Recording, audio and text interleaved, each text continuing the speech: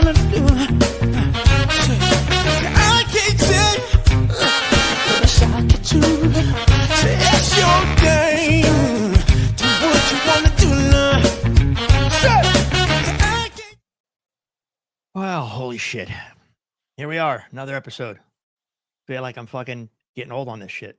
But welcome to the Rockstar Roadie podcast. My name is Dan ONeil, or as most people know me as the Borga. Still hate that nickname with a passion. You got I got fucking cameras everywhere. God, I don't know what the fuck to look at. All right, anyway. God, What do you mean funny? Funny how? How am I funny?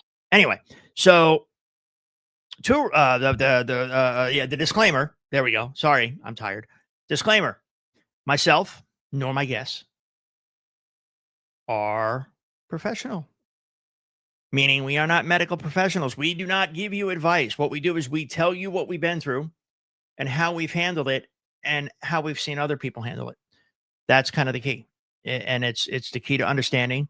But we are not here to tell you what to do. You make your own determinations. You're more than welcome to ask questions. We love that. You can do it in the comment section of the YouTube channel, and I will answer them. Don't think I won't. It's just, whatever. And the second part of the, I just told my guest I found that button. We have two rules of the show. We do not talk politics, and we don't talk religion. And we're supposed to be, I kind of switched that. It's supposed to be religion, politics. There we go.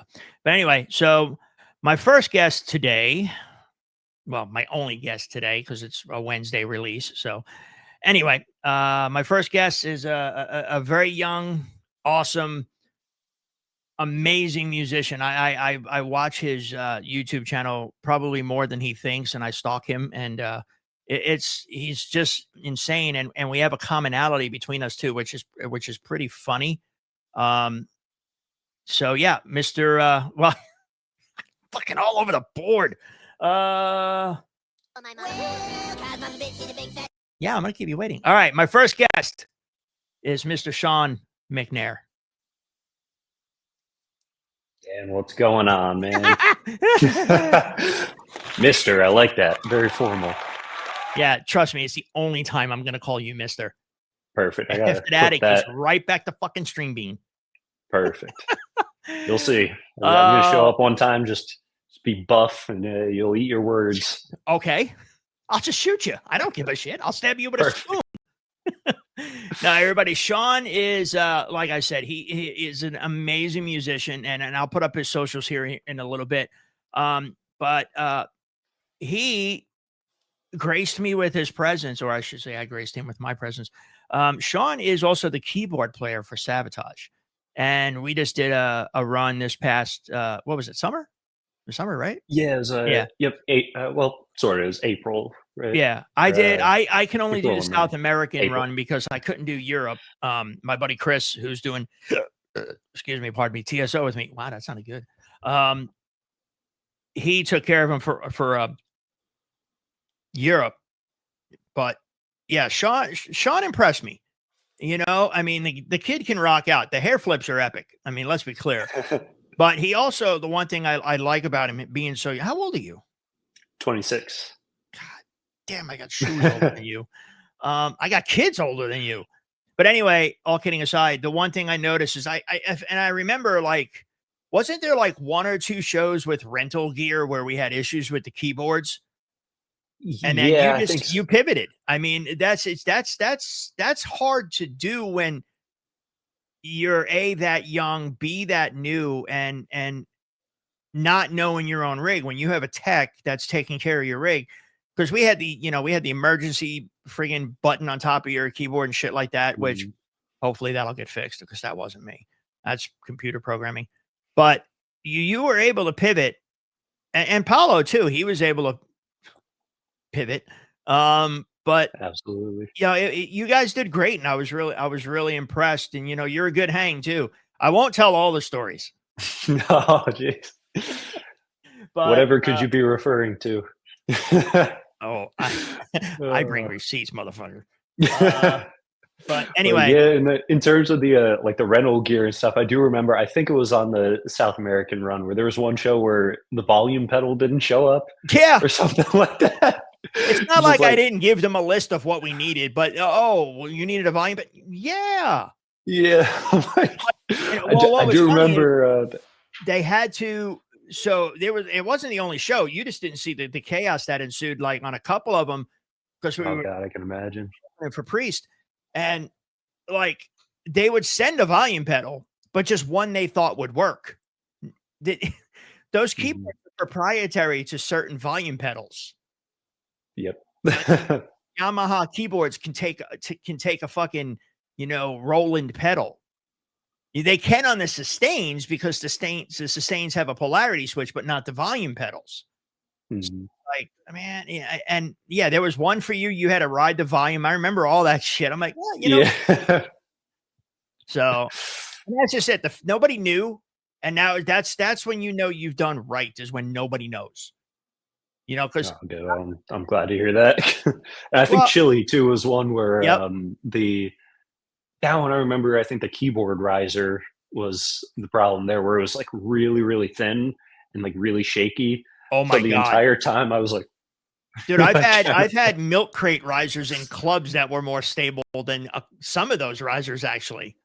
Yeah, Yeah, so but there were a I couple mean, times where I was a little worried, like, am I gonna fall over here? But dude, you weren't the only one. I'm like, because I mm, hated those keyboard stands. They're great on solid surfaces. They're horrible on shaky surfaces. So I'm sitting there crapping my pants, thinking you're gonna headbang a little too much and shit's gonna fucking go wee. But it yeah, didn't. So we got through it, and but we had fun and we learned some things, you know. And hey, listen, I broke your cherry. We're all good. You got your nickname too from me, which I think we're that's gonna right. change because you deserve better. But that was funny. I like it. I It's just think it fucking suits me. dandy. It's just fucking dandy. That's right. Oh, anyway, so give me a little background into you. And before you go there, so what I was talking about the commonality between us, and you're in an Iron Maiden cover band. We talked about this a few minutes ago. You're in an Iron Maiden cover band, and by the way, your playing is amazing. I will give you fucking credit. Al said you were awesome. I did not know how good you were because I only knew you as Thank you so keyboards much, before I man. started stalking your YouTube page, which now I watch all the time. And I actually played along to one of the songs the other day. I don't remember which one it was, but I think it was a Megadeth song. Because I had my basses packed up because we moved and I just got them back out, which I showed you a little bit ago. So it's you're in an Iron Maiden cover band. Well, growing up in Jersey, I was in an Iron Maiden cover band playing bass because Steve Harris was like and still is my idol. I actually have Fender. I think it's February. It ships. They're sending me a Steve Harris bass. Oh wow. I got his bass. I didn't get the Lake Placid blue one because they stopped making that, and I will find that bass. I will find it with the Mhm. mirror pick guard, and I will own that son of a bitch. Yep. The bass player in the cover band that I play in, he has both of them, like the West Ham bass Yeah, and the West also Ham, the the white blue West Ham one. I'm getting, but he's got a Yep. Lake Placid blue with a He mirror has the pick blue guard. one. Yep. I am going It's to whoop his ass and steal his bass. that's the one from like the like Made in England kind of Yep. era, right? Yep. Yep. That one. Oh my god. Well, It's so that was cool. his first. That was his. Like every guitar player has a signature something. Like every band member, whether it be Tama drums or Charvel guitars or Fender basses, Harris's signature was that blue it's Lake Placid blue with the mirror pick guard and the thick, wide padded straps because they hurt his neck. Mhm. That was his thing. That was his signature. You knew if you saw a magazine cover or an article with him in it, that bass was there. That Yep. bass never left his side. So I will own it one day. I will find it and I will own it, even if I have to get the Fender custom shop to relic me one.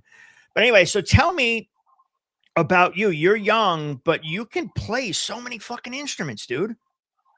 It blows my mind. You never played keyboards until you started with Sabotage, right? Is that my understanding? Well, I did play in college. It was part of my degree. Like the degree was called music industry, but it Mhm. was technically performance, composition, and production, like kind of all in one. Mhm. And part of that was I had to take keyboard harmony. I did I think two or 3 years of that. And but the funny thing was like I never really liked playing keyboard, like at least through keyboard harmony, like all that stuff, like playing the kind of like Mary Had a Little Lamb kind of Mhm. starting out songs. I always just like thought it was kind of boring, but like Mhm. I knew that it was a very important part of just music in general. Like it's great for visualizing the theory end of things, and just the just the things you can do with a keyboard that you can't necessarily do with a guitar. I think is a very important thing to Well, it's have kind great of in for your back writing. pocket. It's great for writing and composing Yes. too. Yep, and that was one of the things that Al told me, and I'm sure we'll get into like how I took lessons with Al. One That of the things blows me that he away. mentioned, yeah, that was well, that was how we met. Was through him doing private lessons, Right. and but Now, we'll was get that back to that. pandemic? But Was that during the yes, pandemic? Okay, because 'Cause you're in yep, Nashville and yeah, now I Al's am, in but upstate New York. yep, I moved to Nashville semi recently, like about a year and a half ago. Oh, okay, so But you're from where Al was. yeah, but before Okay, that, yep, I live in like my family is all still in New York, like upstate New York. So, okay. and my dad's best friend, actually, he knew Al through, I believe, doing martial arts with him. Mhm. So, like, there was kind of like that connection there. Yep, And I think he was the one that told me originally that Al was giving private lessons. So I right. was like, oh, no way. Like, I love obviously Sabotage, like I was like, oh my god. And but also his work in Megadeth was another one that like that I had a DVD growing up that I would watch all the time, the Rude Awakening Yeah, live album, and Al's there with his Explorer basically yeah. down to his Down to his knees, knees. and I'm like, that looks amazing, I got to do that. And Mhm. so, but anyway, when I found out he was doing lessons, I was like, oh my God, I got to sign up. Like, so I did. And yeah, that was just kind of one of those, the rest is history kind of things. Right. We did a couple lessons, and, I just stayed in touch with them. And just out of the blue, one day I sent him a video of me doing all the instruments and singing gutter ballet, Oh, no because shit. because I was just a huge Sabotage fan. I was like, hey, just sending this along because I know you're a part of Sabotage, and just And then love you the got the band. call. And yeah, and just years later, he just that one little kind of freak connection, like he just Actually, remembered it's that not a freak video. And connection. I'll tell you a little. There's a little something to that. is there okay? Last year on TSO, he came to me and asked me what I thought because we were trying to find keyboard player who can also sing. So I'm like, yeah, that's your guy. Oh, so it's your fault. No, it's not my fault. I just knew I could pick on somebody.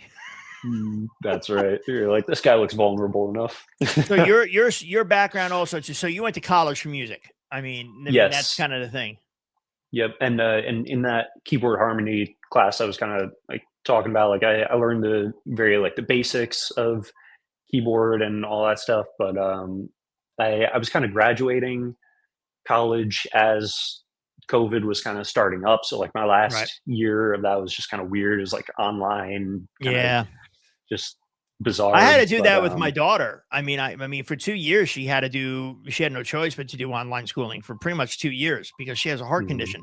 So I wasn't sending her uh, back to a festering box, yeah. and actually it turned out to be better for her to do the online schooling because me and my wife were able to monitor her stuff. We were able to read her assignments, see her homework, make sure she couldn't submit anything without us approving it. So we Mm, knew, unlike a kid who's turning in papers at school, we knew her homework was getting done. You know what yeah. I mean? So to some people it benefited. To some, and yes, I agree. I think the whole thing was just weird. I'm not going to Yeah. get into it, but I just think it was weird. Yeah. I mean, I definitely like that end of it, like, worked out for me with the schooling part, because I fucking cheated on every single test. It was ridiculous. So did Yeah. she. I knew she did. Yeah, like it- I remember taking an ear training test one time, and where we had to identify classical pieces, and just for me, like, I classical music. I respect the hell out of it. I think it's genius music. It never like clicked with me Right. really until like recently. But during the test, like the professor would play like 15 seconds of a classical piece, and he'd ask, what piece that is. So it being online, I would set my computer up and just have my mom like sitting off camera with Shazam, and be like, "Oh, that's Shazam. Beethoven's 14th Symphony." I, Like, I I know use that one. Shazam often. Yeah, I'm So so old. I don't understand some of this new music, but like there'll be something that'll come on and I'll go, "Oh, that's got a nice beat." The bass is mhm. good, and all of a sudden I'm like, "All right, Shazam." Yeah, I'm sure So you love some of the stuff I was playing for you. I don't remember. It was probably like I love playing like just terrible, terrible rap music. Like I started listening to it ironically, and then something clicked in my mind where I started liking it unironically. So then I would play it around the guys all the time just to piss them off. Yeah, no, I mean I like some rap. Like this is my boy. I Yep. love Snoop Dogg. I Yeah. love me Snoop Dogg. I like Will Smith. I like my kind of music is a bass oriented. So I Mhm. like anything with a good bass line or a good beat that just gets you to groove. And we'll get into that later, but I want to talk to you about music. Because I discovered something the other day, but we'll get into it later. But let's get back to you. So I got your sheet here. So you're also a roadie? How are you a Um, roadie? Did I read that um, wrong? you might have. I've been known to do that. Ask my wife. So your first I should tour have just was went with it. I've been like, yeah, we're working with I yeah, don't sure. That ain't know. gonna cut it. You want to do Al this summer, this winter? Sure. Have fun with that. I got to rebuild the whole rig when I get there. Um, Ooh. so how did you feel? Now I know you were kind of listen. You're on stage in front of. I mean, dude, some of those crowds were massive down in South Mhm. America, and they always are. I mean, any tour I've done in South America, especially the festivals, like Al and I. So Al, backstory for me and Al, we've known each other for 40 years. Al and I go back to the Long Island, New Jersey club days, and then Megadeth was opening for Slayer through South America. So we've known each other for a very long fucking time. And as you know, knowing me and Al, we are very similar. It's an East Coast New York thing. Yep. Zero filter, don't give a fuck about nothing, whatever. It's just like, yeah, what do you got? Nothing. I got nothing. So, knowing Al and knowing me, and you're from the New York area, so eventually you'll develop a disdain for most humanity and be like us. But it's how did you like being in front of that many people for your most guys only dream of that. Most club guys who are just in cover bands and like I can't think of when I was back in a cover band that I'd be playing in front of 20 plus thousand people with a legendary band, in my opinion. How did that feel? It was. I mean, it's hard to even like put it into words. Really, kind of I'm the sure. feeling of it. Like, I guess I just even like before this whole thing, like I was just kind of getting really discouraged. Like I knew that music was something that I would never ever consider like giving up on, but I went through a period where I kind of like, all right, I know I'm not gonna give up, but I totally understand why people do. Like Mhm. the feeling of that.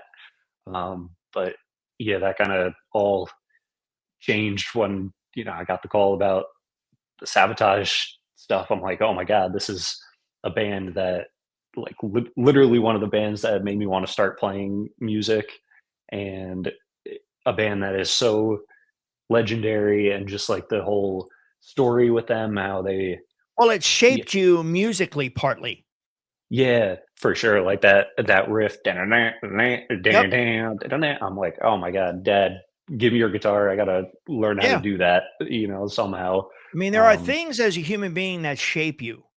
yep. They affect you and they shape you in some sort of way. and not to interrupt you, but it's like, you know, I never made it as a bass player because I found more joy, believe it or not, in being behind the scenes and making shit work. That was more fun to me. It was more challenging. And plus, you know, I get anxiety being in front of so many people. I mean, when I used to play clubs in Jersey, you know, you play in front of a couple thousand people. I just get like all fucking like nerved out and, you know, and that led to alcohol. Totally and, relate. Yeah, that led to alcohol and so many other different things. It's just it was, and then when I went behind the scenes, teching for my brother, I had much more fun. I was much more relaxed. I was much more easy. But music still shaped me, and it still does to this day. It's like, don't laugh.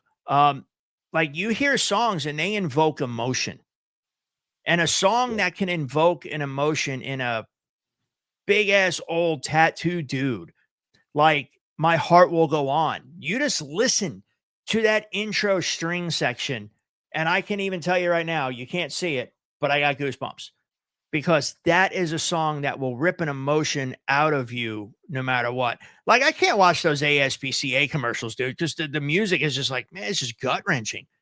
But then there's also music that inspires you. For me, it was Iron Maiden. It was, you know, it was who else? Dokken, believe it or not. I love Dokken. Oh, I you know. love Dokken I so love much. Dokken. You know, I play Dokken on guitar and everyone gives me shit for it. I'm like the only guitar tech who can play 3 chords, but those 3 chords encompass the 80s. Yes. They were literally every band just played in a different progression or a different rhythmic tone. And I mean, And it Alone works. Again. It's awesome. I mean, you know, 18 in Life, you know, it matches with Alone Again, you know, in a different shaping. So, you know, music invokes emotion, and that's what it's meant to do. And that's when you know you feel something. When you don't feel anything from a song or a band that has inspired you, like I believe it or not, don't laugh. I maybe remembered a couple songs of Sabotage before we did the tour. So before we did the tour, I started listening to it more because, you know, I do Alice patch changes. So I got to listen to it more. And then I just started like going, man, I forgot that song. I forgot about that song. You forget about them because you didn't, you know, it's been so long. But when you listen to them, you go, fuck, that was a good song. Yep. You know, like the one you're talking about. Dun, dun, dun, dun, dun, dun, dun. You know, that's just fucking simple, but like cool. Yep.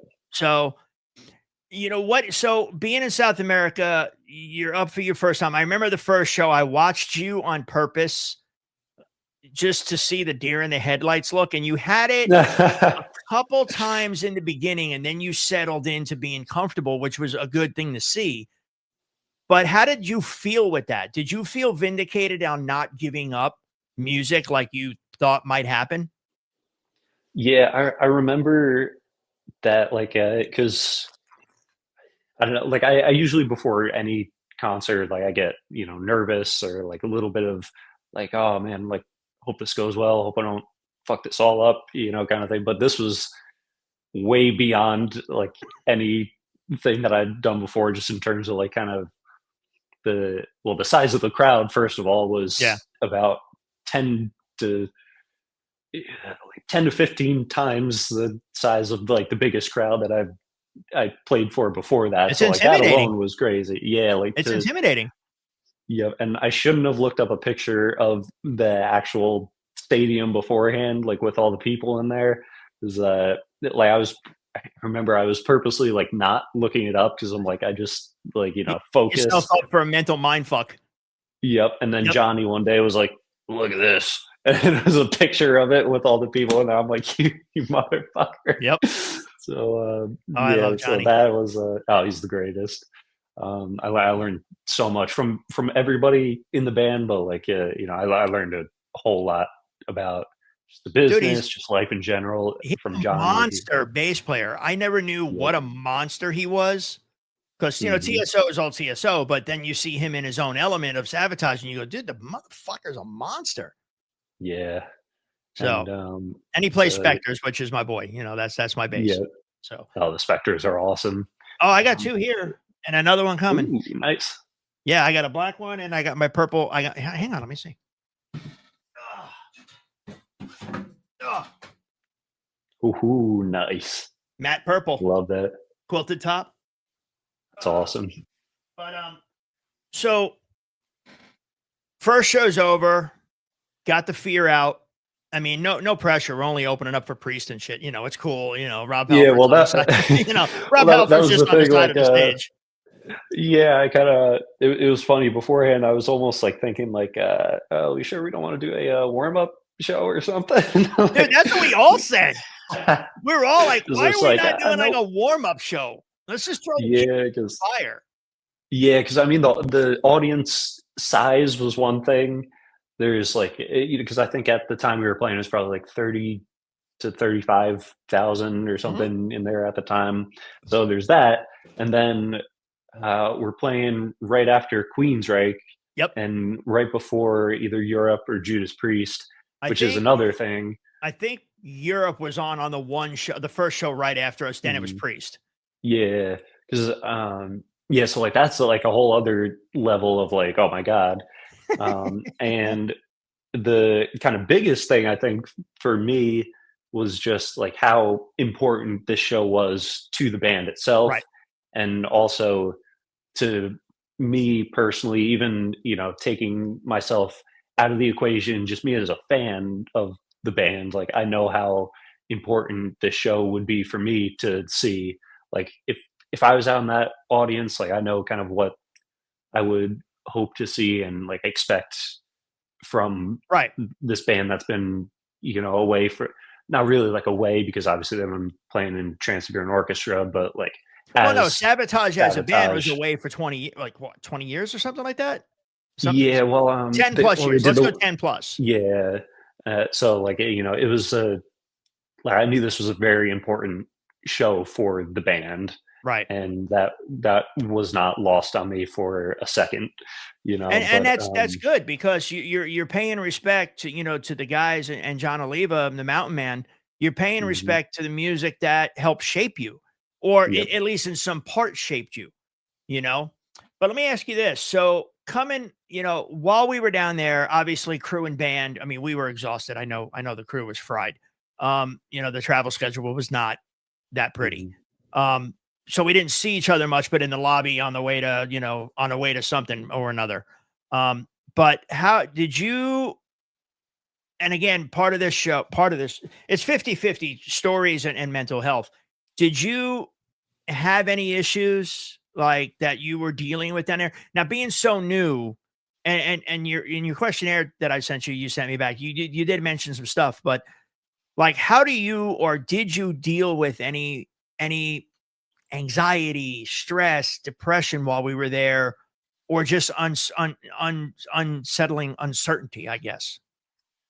For sure, yeah. Like I think the biggest part of me, or like the biggest thing for me, was the anxiety, just of like the kind of scope of the whole thing, and just like general anxiety that, like, I deal with all the time.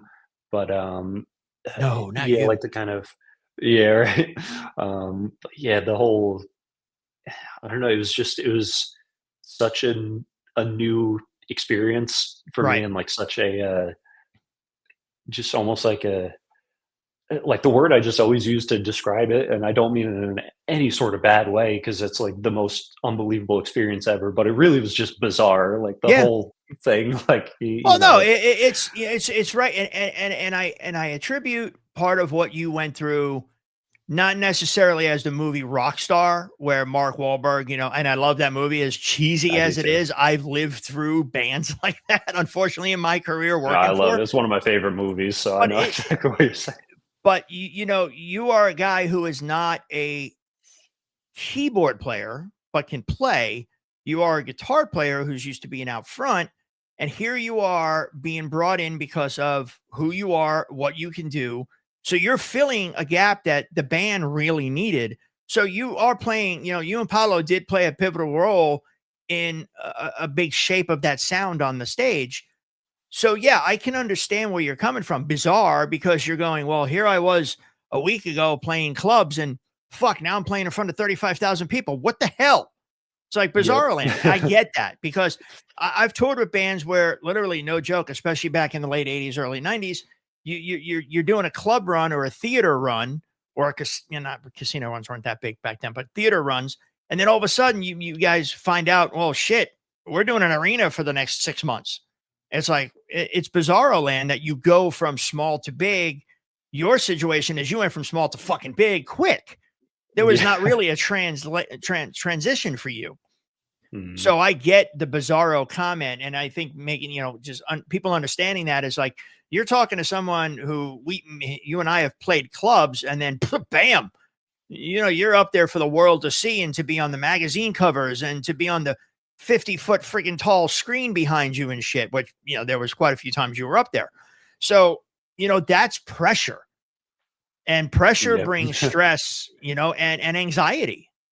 I had anxiety out there because I'm running with the rig for a guy who doesn't like digital, and we're using Fractal, and I'm sitting there every night going, fucking work. You better work. Don't die on me. He's going to lose it, but it all worked, which was great. I mean, we had fun in rehearsals, in Tampa. So let me ask you this. So you had mentioned, let's take a step back. You had mentioned you were uncertain about where your music career was going to go or how things were going to go.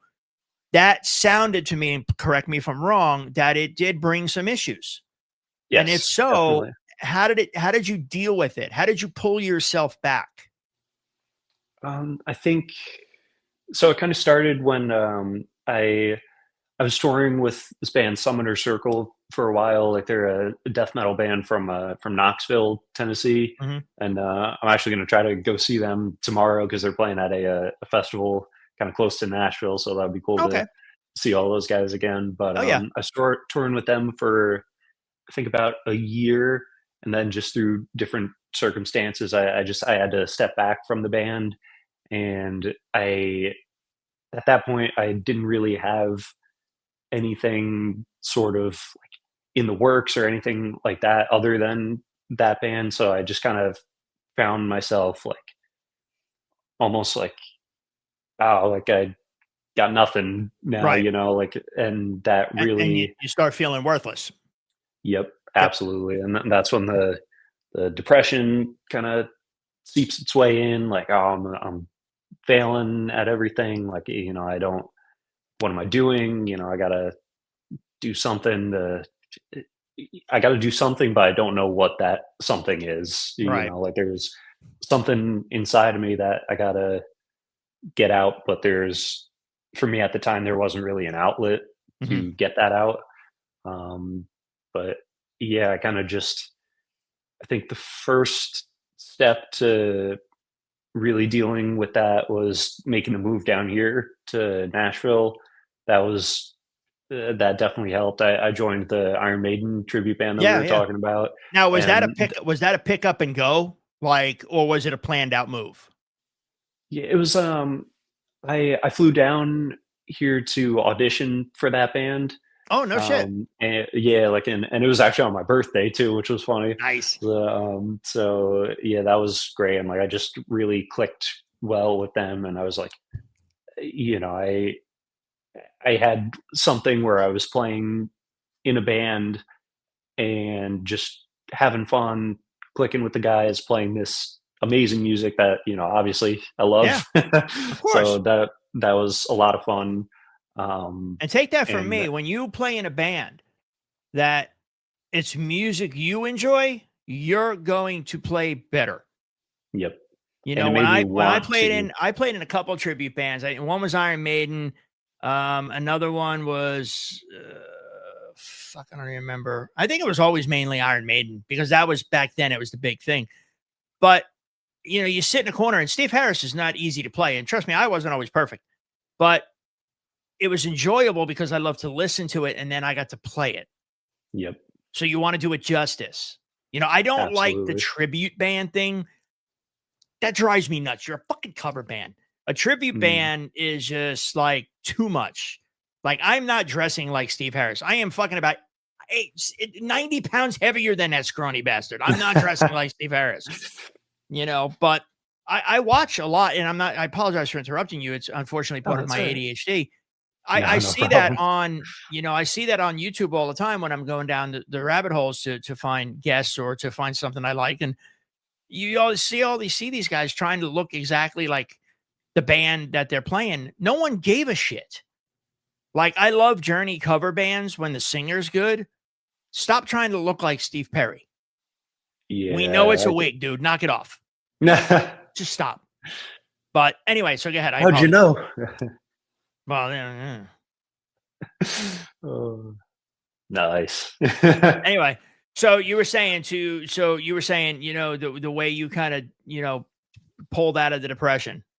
Yeah, that was definitely a step in the right direction for me, but it's still kind of, I love playing in that band, and I still do to this day. Like it's so much fun, but like it kind of, I really wanted to do something more like as well, but again, like I just didn't know what that Right. was. I'd tried in the past to do original bands, and it's just like the odds were so stacked, I guess, against that kind of thing, where it just like, for me personally, it's like it don't.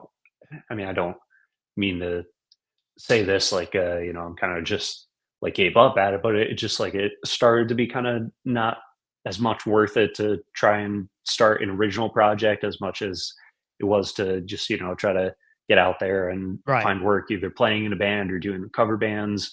But yeah, the part of me that was kind of that needed like the fun of playing music was fulfilled, but there was still something that I was missing. And then when I got the call for Sabotage, like, to come down and audition for that, I think that was kind of like, that was definitely the missing piece for me, because that Right. like fulfilled like that end of Well, things, you got to play like I, something you enjoyed. You played exactly. Yeah. music that helped shape you and you enjoy. When we do something we enjoy, we feel better. It is a Mhm. natural endorphin in our body. I'm not a medical professional, folks. Just understand that. I just know big words because I read the dictionary. It's an endorphin in our body that we are satisfied because we love that thing we're doing at the moment. Like doing this podcast for me. Yeah, I deal with depression. I'm not going to sit here and lie. When I do this and I'm able to talk to other people and relate to other people, that brings me joy.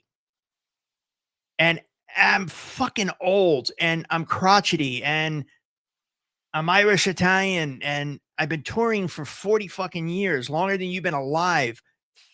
And there's not much that brings me joy except my wife, my dogs, fishing with my son-in-law, and this. And I'm okay with that. But when I'm able to do this, I'm able to get off my chest things for me too through other people such as yourself. If you walked away from this with anything from me, even one iota of anything I've said, and you take that as advice in your own head, my job is done. Because that's all I care about this podcast is helping somebody with one thing, one little thing, or one big, or 10 or 20 big things. You know what I mean? Absolutely. And to watch you at your age be able to do the things and impress a crotchety old man like me and like Al. Let's be clear. Al and I are identical in so many ways, and I love that man. He's such a good, real, genuine human. And same with Johnny. Johnny and I differ on opinions on certain things, but you know what? At the end of the day, he's awesome. Cafferty, everybody, Jeff, I mean, everybody, even Paulo. But, I'm just kidding. I got to give him shit because it's fun. But, if you learn anything, or if anybody learns anything and taking advice from someone who's been probably through what you've been through times 50, that's great. Now, in your tenure, what are you doing now in Nashville? I mean, so you picked up, you flew down, auditioned, you got the band, you got the gig, and then you moved down. Now, what else are you doing in Nashville? Is there any, because I mean, I just moved from Nashville, so I can point you in some right freaking directions. And I will say, not before you answer that question, I understand what you said, because it does become disheartening trying to start your own thing, because especially Nashville, although it's getting better in the rock and the metal scene, it is still very much the good old boys thing in Nashville. So it's hard to really get anything going. Like my buddy Jake, I really got to introduce you to my buddy Jake. He's the guitar player and singer for Guillotine in Nashville, and he's amazing. He's 6 foot 7,000 tall, crazy, just really good-hearted guy. And I should get you two together because I think you two, if there was a band to be started, I think it would be you two. Because he's metal. I mean, you got the band called Guillotine. It's metal, right? and he loves the horror shit and all that stuff. So I'm gonna see if I can make an introduction between you and Jake, because I think you two should at least go grab coffee and see if there's something there. Because I'm normally good at matching people up, and I think you and Jake would be the shit. But it's just what it's just what you're saying. It becomes disheartening because there's all these roadblocks. If you were alive with your look, your playing abilities, your tone, because I've listened to your tone, and we'll get into what you're using here in a minute. But if you were alive back in early 90s, back in New York, you'd be in fucking huge bands because you have everything that those bands needed at the time. I mean, I could see you in 10 years from now, maybe less, but I could see you in 10 years from now just watching you play. Do not let this go to your fucking head, because I will knock you in the nuts the next time I see you. But I could see you being like a Nuno Betancourt. And in my opinion, Nuno is one of the most under fucking rated guitar players on the planet. Yeah, he's a guy who just comes out of nowhere and fucking smacks you like a bitch. I'm here. God rest his soul, when we lost Ozzy, which is just, devastating. Yeah. There's a song that instantly made my shit stand up. Yep. That's what I was talking about. But when we lost Ozzy and then Nuno played in the tributes, before we lost Ozzy, they did the last final concert and Nuno was playing. Dude, I watched him the whole time in awe. Like, J.K. Lee is my fucking boy, but Nuno Betancourt freaking just destroyed J.K. Lee during that thing. And then when I watched the Grammys last week or whatever, when he played with Youngblood, who's ridiculously awesome, and Tyler and Perry, dude, he is so underrated. I can see you being that in 10 years. You have that look, that style of a Nuno to me. So listen, don't let it go to your head, because I will stab you with a blunt spoon. But anyway, I forgot what question I asked you before. So let's talk about some gear. What are you using in your videos? Because it's ridiculously good. Oh, thank you so much, man. And thank you for saying all that. Like, I appreciate that. I didn't say shit. I don't know what you're talking about. You got it. Said what? For the videos, actually using this. What do you mean right funny? here. Funny how? How am I funny? I got all my sounds for the recording and all that come from this little box. No way. That? Yep. That's all I'm using. I'm just plugging it right into the computer and boot it up, and it's ready to go. That's cool. I got fractals out the wazoo. I would kill to see you like on an FM3. Just to what that thing. I'd love to try one. Yeah, let me see what I can do. I got a couple friends. But wow, that's it, huh? That's all your tones? So I'm just, that's all the tone. Like, sometimes in Logic or whatever, I put like a little reverb or delay or something. But for the most part, it's just. And are you using that live too? No, like for Power Slave. Well, yes and no. Like, for some things, I use the HX Stomp for, like, if I'm doing like pop shows or like fill-in stuff. Like, I'll bring that. Like, I have a little kind of fly rig board, for stuff like that. But in Power Slave, Chris, the other guitar player, we were talking about this like before we started recording. Like, he has just all this crazy gear, all these like custom guitars. Like, he has all the Adrian Smith models. Nice. And, but he also has a ton of like amps and cabinets and just anything you can imagine. So I with Power Slave, I'm playing through a Friedman Small Box 50, I believe it is. Nice. Yep. Love And that. yeah, it's amazing. Like literally it sounds like a because I was using a Plexi for a Mhm. while, and it feels to me like a Plexi with a little more control and a little more headroom. Right. It's like the same kind of like squishy sound, like Mhm. Marshall-y type sound, but it's just awesome, and it's so consistent too. It's amazing. And yeah, I got a whole like pedal board for that. Like got the Friedman BOD is like one of the best Yeah, I was gonna distortion say, pedals I've ever what's your played main through. distortion? And that I know the BOD very well, dude. Mhm. It's a badass pedal. Actually, I don't have it in front of me, but I just got this cool thing. Zoom just sent me this new pedal.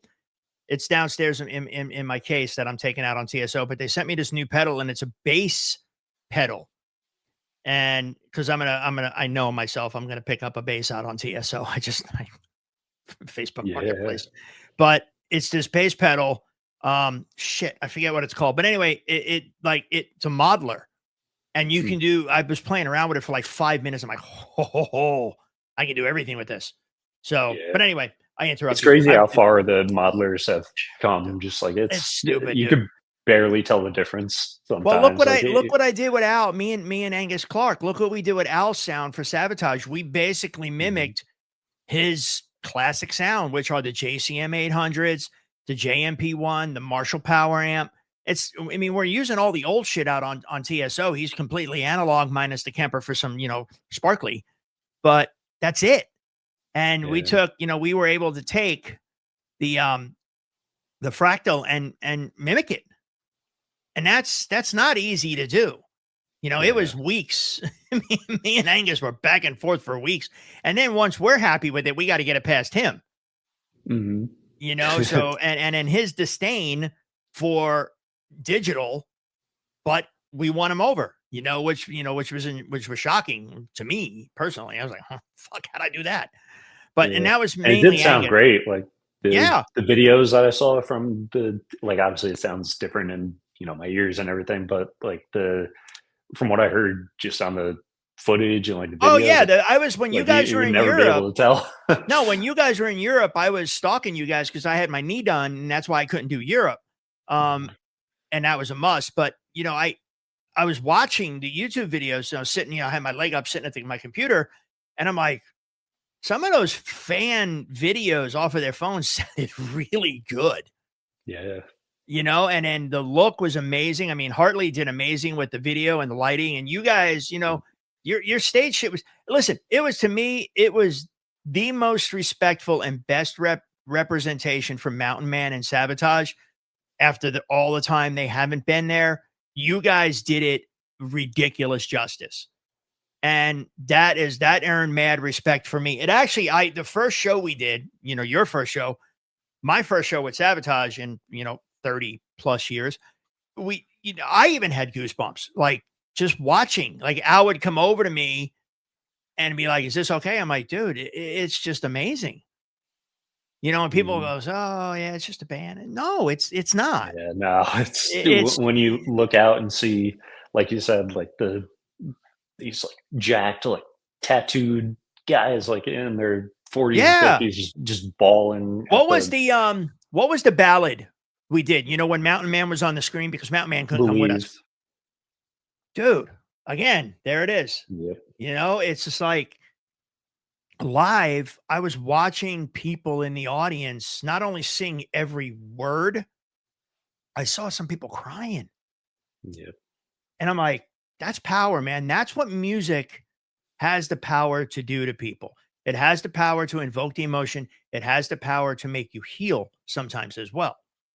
Like Mhm. I love the other bands that were on the bill with us. I mean, yeah, Final Countdown I can do without, but Queensryche, I love Queensryche. Oh, I You know, love them too. and those guys were fucking great, but their music doesn't do that to me. It doesn't, and there's very few metal bands that will invoke that emotion, but again, there are some. Like Yeah. the beginning of Metallica's One. Mhm. That's powerful. Yep. You know, and I like all types of music. I mean, Celine Dion, My Heart Will Go On. I mean, just just powerful. Like if that intro, if that first four bars to me, this is how my brain works. If the first four bars of a song can encapsulate you for those four bars, you're hooked. Mhm. That's just me. I mean, I will not ever speak for anybody else, but you know, you listen to that stuff, like people go, well, you know, you're an 80s baby. Yeah, I am an 80s baby. You know, shit, I'm a fucking Gen Xer. It's the name of the damn podcast. But at the end of the day, you know, even like so my podcast earlier today was with my brother PJ. And you know, that was just a whole open can of worms. Like you're putting us two together and you know, and the tattoo on my hand says family's not just blood. He's not my brother from a mother, but I showed a picture of us in 1986 at high school together. So you know, we're brothers, but we Mhm. went through the trenches together. You know, I knew what every meaning of every Trickster song that was written. And it was all about, not all of the songs, but some of them were about the crew and the band together as a band of brothers. We were literally a friggin' bunch of banditos. And those songs not only invoke emotion, but they invoke memories. Yep. There's songs I can hear that I know when I was with my dad. My dad passed away in 1994. It'll trigger memories. Same thing Yeah. with, you know, friends who have passed. Dogs, for fuck's sakes. Yeah, everything kills me. Everything reminds me of my damn dogs if it's emotional, you know? And I wrote 3 children's books based on my dogs, and I got 3 more coming. So, music is something that heals, in my opinion. It always has. And if you look at me and go, "Oh, he's all tattooed up and he's big and he's got me," I will listen to the gayest fucking music and enjoy it Mhm. because it's music. If it's good, it's good. You Yep. know. So 100% agree. I gotta warn people when they get on my podcast that I will rant. It's my No, I superpower. love it. Keep it coming. That's my fucking superpower. Um, let me see here. So let me look at this. I want to see something here. Where the fuck is it? There it is. So when we were on that tour, what was Uh-oh. yeah, because see, you're a band member, so I'm reading roadie questions. I have to figure out how to reword them. So when we were out in South America, what was the one thing you found interesting? Because obviously it was your first time in South America, right? What did Yes. you find interesting about being in another country? Yeah, like I'll tell you an answer someone told me once. You'll shit your pants, but go ahead. all right. Yeah, that was arguably my first time out of the country too, because I've been to Niagara Falls, but I don't know if that really Woo! counts. You living large, son. Yeah, right. So I'll go with that was my first time ever out of the country, period. Fair enough. Yeah, it was strange for me, like like I know the term like culture shock, Culture shock. kind Yeah, I of, was I just guess, thinking the like same thing. yeah, like that. It was kind of a little bit of that, and a little bit of like, oh, you know, like I'm really far away from home at like now, so that was kind of like a little nerve wracking, but like in a good Yeah, way, in your brain, where it I was remember that oh, this is kind of my first cool. time I went out of the country. I'm like, what happens if something happens? How the fuck do I Yep. get home from here? I can get home Yeah. from Nebraska. I can't get home from Mount Fuji. Yep. Exactly. I'm No, like, it's a warranted fear, bro. yeah, and just seeing even on like Google Maps or whatever when it pings your location, like seeing it, all the way pretty much on the other side of the I world know. from where it's like Well, it's crazy. it's weird. Earlier this year, my son took a 2 month sabbatical from AT&T, and he went to Medellin, which is where Paolo is from. And Oh, okay. when my Life 360 is going off for him, and I keep looking at it every once in a blue moon, I forget he's in Medellin, Colombia, and I'm like, "What the fuck is he doing that?" Oh, that's right. He's on uh, sabbatical for 2 months to see the world. So you don't yeah. really think about it. It's like, okay, all right, yeah, but it is. I mean, funny thing is, I said, so what do you notice the difference? My fucking friends are not right. So what do you notice the difference being in another country? He goes, dude, McDonald's tastes so much better. Yep. I'm like, it actually does outside the United States. It really does. Like McDonald's in Japan is the shit, dude. It's so fresh and it's so hormone free. It just tastes so good. But like Oh, I can that's imagine, how yeah. they think of it. Oh, McDonald's tastes better. Dude, remember you went to dinner with us at the steak restaurant, right? I did. Yep. Oh my That was. God. I think I purposely sat next to you too, by the way, didn't Yeah, I? you did. Or was We had fun. You know, you I know, I ate some loved good it. food, man. That was just so good. Like Yeah, that those are was. the things you have to get used to cultures. You have to respect the cultures. Then you have to, like for us during the day, as the roadies on the stage, you got to get used to the language barrier. Yeah. Like, I don't know if you knew what happened, like on one of the shows we did. I want to say it was the first one that we went in. I think it was the first one. We flew in and then the crew had to go set up that night. So we flew from America Yep. down, got like 5 or 6 hours maybe. And then we Oh had to go God, yeah, set I up. do remember that because I was So talking to either you or Tony, and I was like, "Oh my God, I feel so bad for you guys." Like, yeah, I mean, listen, we've done worse when we were younger. Now, when we do it as we're older, it just hurts a little bit more. I gotcha. But so we get down there and we get all set up. You know, we got to go through the rental gear and make sure everything's right. And that was a daily thing, especially with me having the rental keyboards. You know, I had all your heights measured out and all that stuff like that. Nothing in another country is going to match exactly what we have in the United States because it's just different makes and models and bullshit. So, you know, remember we had on the floor in front of you, I had the MIDI mate board, which controlled all the MIDI switching for everything. Well, the local sound guy, and I don't know why they did this, but I pulled the translator over because they were expecting me to lose my shit. I did for a second, and then I reined myself in because they blew up the power supply to the MIDI mate board, plugging in, Oh, you no. know, Oh, because what God. they did was, I had a spare. Always have a look. New aspiring roadies, spares save your life, especially in another country. Remember that. Anyway, so their power down there is 220 volt, 50 cycle. We run United States 120, 60 cycle. So their plugs are different. They're the wacko plugs, like, you know, 3 angle plugs. I didn't even notice it until the guy pointed it out because none of my plugs needed, you know, I had a 120 circuit. Their 220 board had those funny plugs at 220 and then our US Edison's at 220. Ooh. So he took my power supply, which was rated 120 only, Right. and plugged it into the Edison Yeah. 220.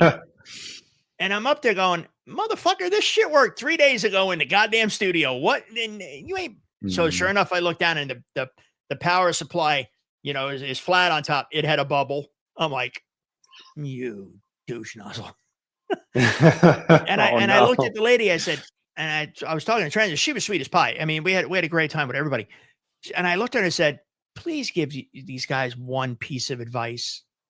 Tell them to separate the power strips into U.S., South America, because your guy just plugged my shit into his stuff and blew it up. She's like, I'm so sorry. It's okay. It happens. And so anyway, but yeah, remember roadies, aspiring roadies, backup save your life. Because we didn't even have any backup. I think we had a backup keyboard because getting those things to load too. It's like I warned BJ. I said, BJ, yeah, it's going to be a pain in the ass to load. Now, you guys did better for Europe, I heard. You actually carried gear in Europe. Yeah, yep. We had all like the same. I think there was one. Yeah, you had the one fly show. Barcelona was the show where we had the rented stuff, but other than that, yeah, it was. I was just happy that like I got the same keyboard all throughout. Yeah, exactly. South America because like you know I like really got used to the feeling of that keyboard. Well, I that made was something sure, I was nervous about. I made sure, and what I did was I made sure that you actually had the same make and model because you weren't necessarily, and don't take this the wrong way, you weren't necessarily a keyboard player like Paolo was. Right. So Paolo was able to make adjustments technically because he knew the keyboards. Where there was a couple times you had to come in, and when you came in, I said, okay, we need to do this, we need to do that. You know, you have to do this, you know, because they wouldn't take the programming. I had the Mhm. dongle of what we loaded up in Tampa. And that's the beauty of keyboard nowadays. You used to never be able to do that. You always had to get the same keyboard and you had to go back in with either a MIDI SysX dump or something, or by hand and program everything. But now we have the ability to carry a fucking dongle in our backpack. Yeah, one of these. This is actually the show dongle. Let's be clear. Oh, nice. That's the show dongle, because I was editing some patches, and you could plug it in and you can load the keyboard up and you go. The problem we were running into in South America, I was running into, was that the OS software in those keyboards was so far behind ours. I do remember that. Yep. That was It took yours on one show took me the better part of the afternoon before you got there for sound check to get the actual software update to load, because it was so far back, and keyboards won't go from so let's say we're using version 10 and that keyboard's at version 1. It won't take 1 to 10. Right. It has to go back and filter the load 2, 3. It took forever. Oh, And I was at the point I looked at BJ. Imagine. I looked at BJ and said, I'll change the goddamn patches. I don't care. It's it was frustrating, but going into it, we knew with rental gear, this was going to happen. Yep. The best case scenario, it wouldn't happen. Worst case scenario, it would happen. And what do you do in the worst case scenario? You adjust without getting frustrated. I got frustrated in my head because it's like, software developers, make this a lot easier, please. But they can't. Anyway, so we're around, an hour already. Wow. So let me ask you a question. So if you were to give advice to someone in your position going through what you've gone through to get where they want to be, because I know you're happy now. I mean, I watched you down there. I've talked with you. We've hung out.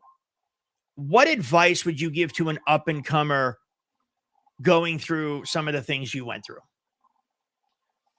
Well, I'd say let me interrupt you. What advice would you give the younger Shawn? Yeah, that fucked your head up. Yeah. Oh, that's I'd say, it's one of those things where you never know what connection can lead you to something that you never thought would happen. I feel like things never happen the way you plan them out to happen, so you just got to go with the flow. And everything, something that I kept kind of thinking and holding on to was that everything's going to work out the way it's supposed to work out. And whether that be me playing in with Sabotage, obviously that was never on my radar in the slightest. No, but you earned it. You earned it. And what you're saying is connections. It's networking. Mm-hmm. I don't mean to interrupt you and put words in your mouth, but a person like yourself, just like back when I was young and a young roadie, it's all about who you know and who's going to remember you for being a good person and not a piece of shit. If you're a good player, that doesn't negate it if you're a piece of shit. Sorry, that was you have to. No, that's all right. I get what you're saying. Well, no, yeah, really you know what I mean. It's you could be the best player in the world, but if you're an asshole, I don't want you. Exactly, because you basically have to live with the people, exactly. for however long you're touring. So it's cliche to say, but it really is like roadies, marriage. I tell roadies and some musicians, it's networking. Always, if you want something, go after it. You know what I mean? And that's the same in your situation. You felt, and this is just my therapist and me, my therapist coming out through me. You felt that when you were going through feeling like it wasn't going to be worth it, and what were you going to do, and where would your future lie? And then Sabotage happened for you. That unexpected thing changed your entire perspective. It flipped you 180. Yeah. And that could be for anybody. You think I wanted to be almost 60 years old and still a roadie since I was 16? Come on. No. But, so here's a spoiler, and you're young, so take this to heart from an old man. I think I've said this to you before. We're all going to die. That's the spoiler. My therapist brought up a good thing couple of years ago. She said to me, because we were talking about, and I've always accepted death and the fact that I'm still here after everything I've done in my life. The fact that someone upstairs or downstairs doesn't want me is like, if there's a restraining order, I just need to know about it. But she said something to me that really stood out. And then she gave me a quote, which you can't see, but it's on the corner of my screen here. And it's been here forever since I've been with her. She said, the moment you are born, you start to die.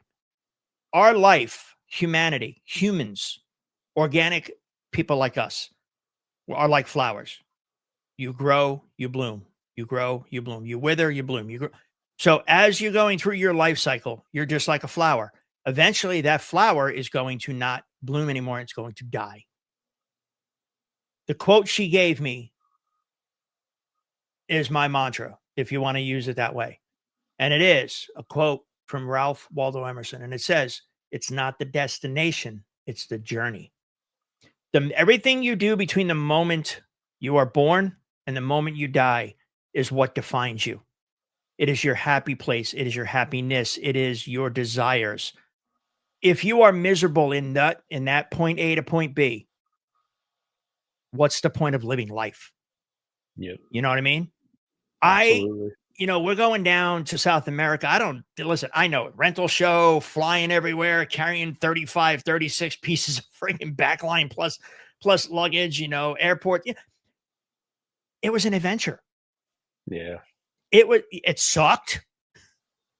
I don't fault anybody. It was what we had to do to make what we do happen. But it was another adventure in my chapter of my life. Hey, I'm old, but guess what we just did? Cool. Mm-hmm. Do I want to do it again? No, not really. Will I? Probably.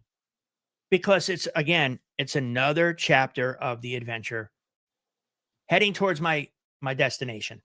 It's part of my journey. Your journey is literally just beginning your life. And I see great things for you. I am definitely going to get you and Jake hooked up because I feel something there. There is something between you two being like John and Richie. You know what I mean? Call it that. I see that. And Jake is just, I love him to death. He is just, him and his husband are the two coolest people I know. They are sweet as pie, but he's a monster guitar player and vocalist. So that's awesome. That's what you need because your singing sucks. Yeah. So not lying. I'm no pretty. These nuts. Anyway. Nice. So, leave me with some words of wisdom. Come on, I'm going to let you have the last word, maybe. Ooh, words of wisdom, I guess. No, seriously, Like all joking aside, in your experiences, what words of wisdom would you leave to someone coming up behind you? Because there's always, by the way, someone coming up behind you. Remember that. Yeah, I'd say just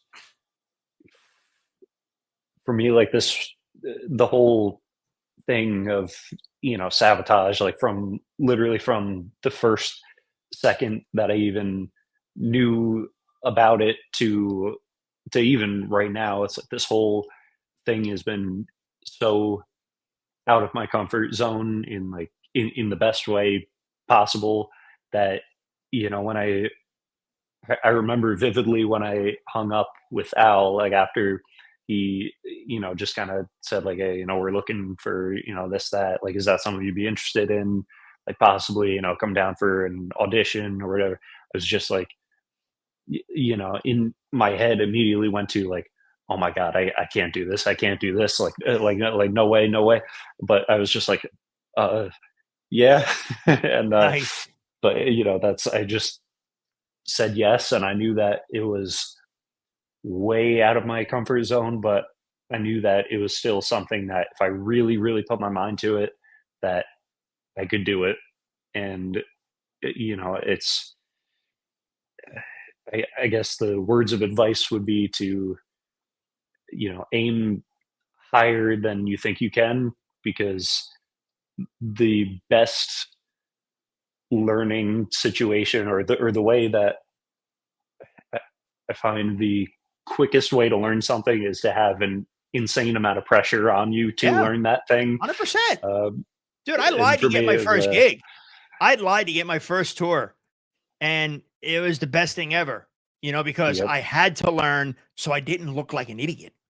Yep, exactly. It was like I knew fundamentally how to, play piano. Like I knew like the Sure. chords, like all that stuff. But I mean, sabotage Oh, ain't an you were playing easy more than that, son. thing to, You were yeah. playing way more than that. I watched you every night. When you didn't even think I was looking at you, I was looking at you. And because I Oh, could see on the computer the keys moving, so I knew how much you were playing. But here, I'm going to take what you said, which is great, and give you a better way to say it. All please the do, things because you I'm said, a if here's your mumbling, advice, fumbling. it's very simple. It's 3 words. Take a chance. Yes. Life is too fucking short. The amount of time you and I are on this spinning blue globe is minuscule to the time that it's been around and will be around. You know what I Yep. mean? People laugh because I have the year I was born on this hand and I have the year I'm going to die on this hand, but it only says 20 question mark question mark. I'm not making it to 2100 because nobody lives that long. And my name's not Walt Disney. So everything I do now, back in the day, I took chances all the time. Now my chances are calculated. I've earned, I feel, and deserve to be able to pick and choose what gigs I do. I rather go out with a band that I have fun with for less time to have more camaraderie. It's not always about the money. Yep. It is, but it's not. You know what I'm Yeah, saying? it's definitely So an important factor in it. But yeah, I mean, you got to like pay you the said, bills, it's not everything. but you got to have that camaraderie to keep yourself sane Yep. because you only got a taste of touring. Let's be clear. You only did a couple weeks and a couple weeks. You try being out for 6 months, 7 months, 10 months. All you see is hotels and a suitcase, and you will lose your mind. So you have to have that grounding mechanism of camaraderie and friendship.